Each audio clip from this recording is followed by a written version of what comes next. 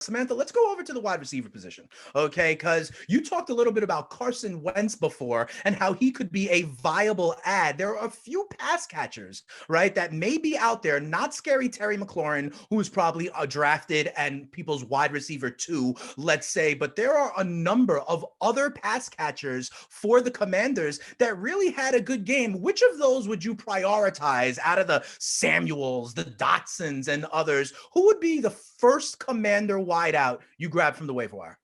Sure. I mean, it's really tough. I think I would go Dotson. I would lean Dotson. Now, there's a lot. I mean, there's a lot going on here. He was one of the least hyped names, just not as flashy as Garrett Wilson or Olave or anything like that. Right. Ended up with the best day for fantasy of all the year one wideouts. Caught 3 of 5 targets, 40 yards and 2 touchdowns, which is completely insane. Now, Samuel caught 8 of 11 targets for 55 yards and a touchdown. He has been productive, but he's also got injury concerns. He missed like almost all of last year with this groin injury. Samuel's also somewhat been a little bit boom or bust in his career, whereas I think Dotson's the young sort of talent. So I think that longer term, Dotson will be the ad.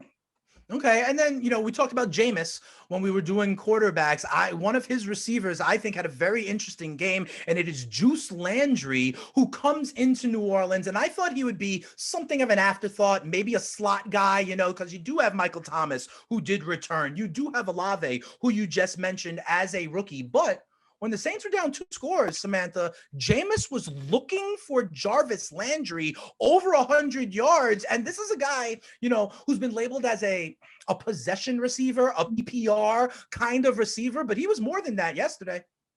I totally agree. 7 catches on 9 targets for 114 yards.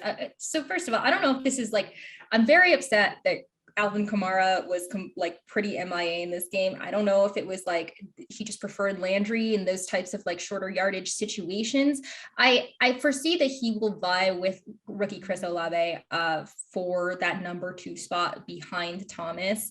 Olave was a little bit quieter, but he's a rookie. I think he'll take time. Now Landry, he could be valuable in PPR formats as he has been in previous years. So if you're in a pinch for a wide receiver 3 or flex, I don't hate it.